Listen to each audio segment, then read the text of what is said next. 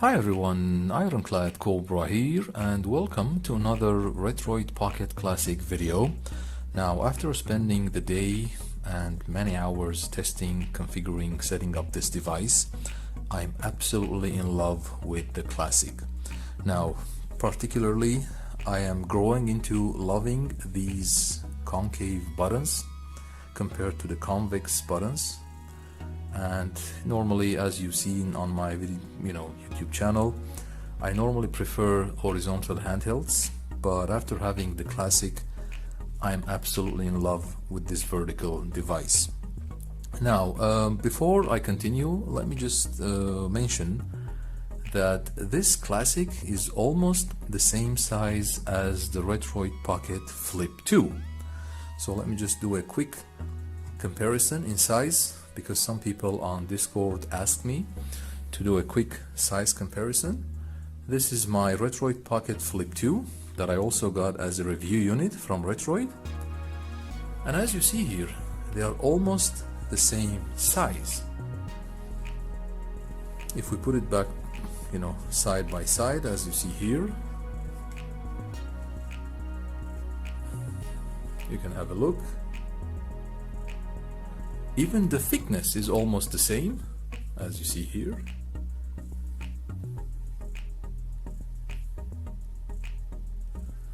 The height is almost the same as well.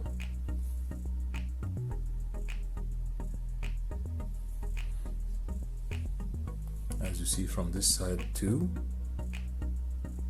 Very slight difference, but in general they are very, very similar in size, which makes these two devices the best pocketable devices that you can have for the price to performance ratio. Now the Retroid Pocket Flip 2 has become my favorite horizontal pocketable handheld for its price to performance ratio, and the Retroid Pocket Classic has become my favorite pocketable vertical handheld.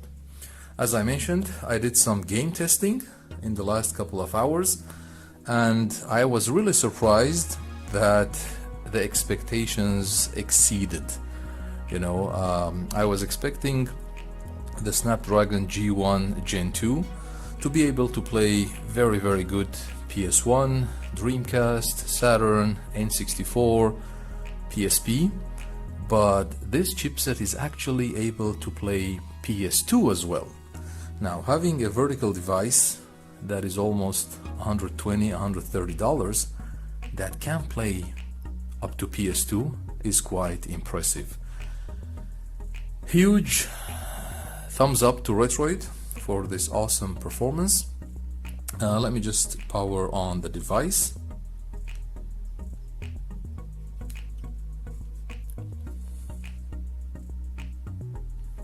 I'm using Daijisho as a front end. It's one of my favorite front ends that I use on all my Android handhelds.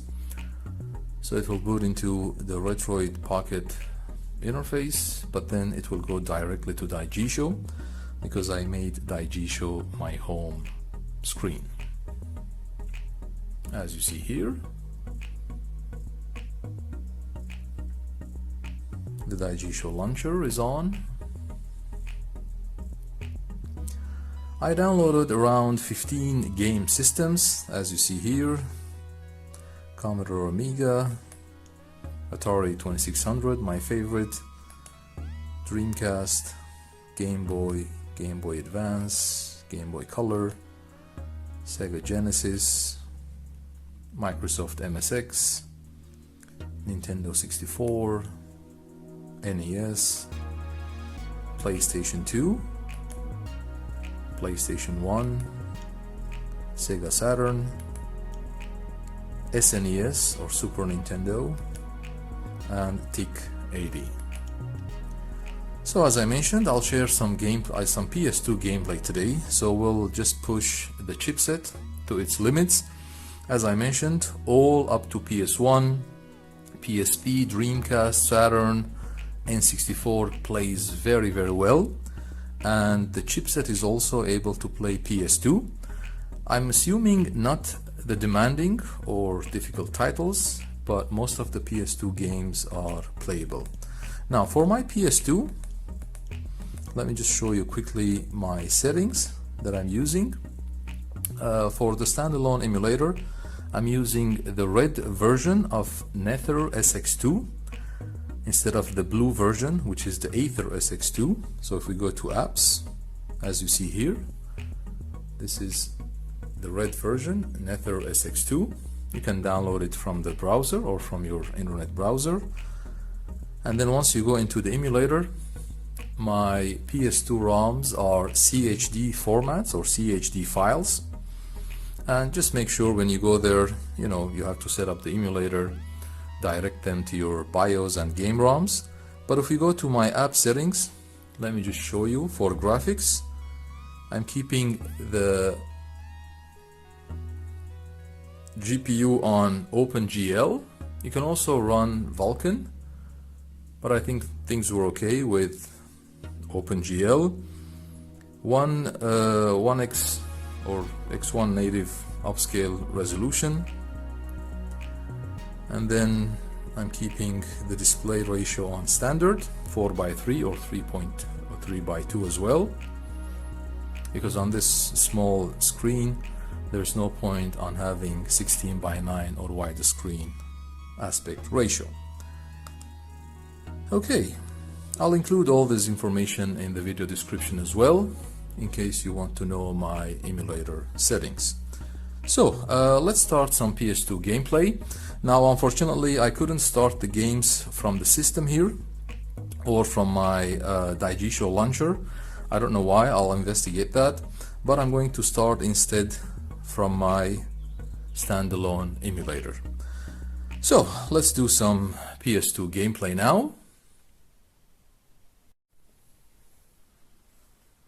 Let's go to God of War. I put the FPS indicator on top right corner of the screen so you can see the performance as well.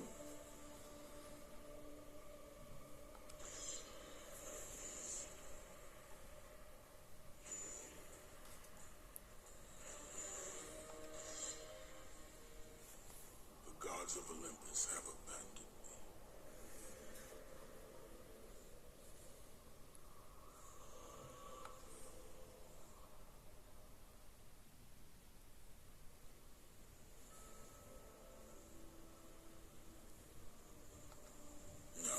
No hope.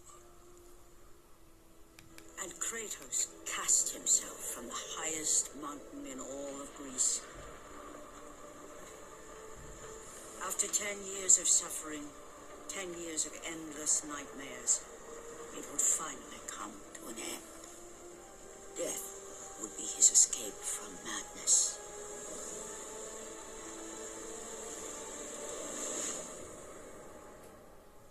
But it had not always been this way. Kratos had once been a champion of the gods.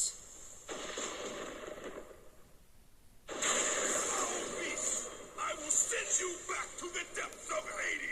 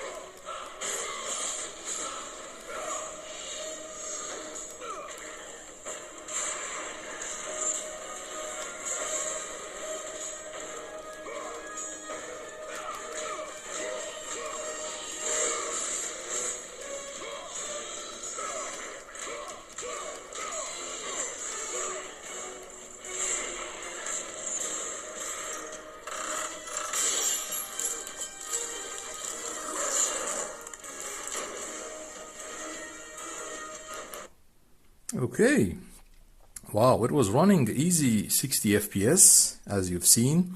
No audio tear, no lagging, no frame skipping. And as I said, this is very, very good performance for a $120, $130 handheld. So I think that would be for today.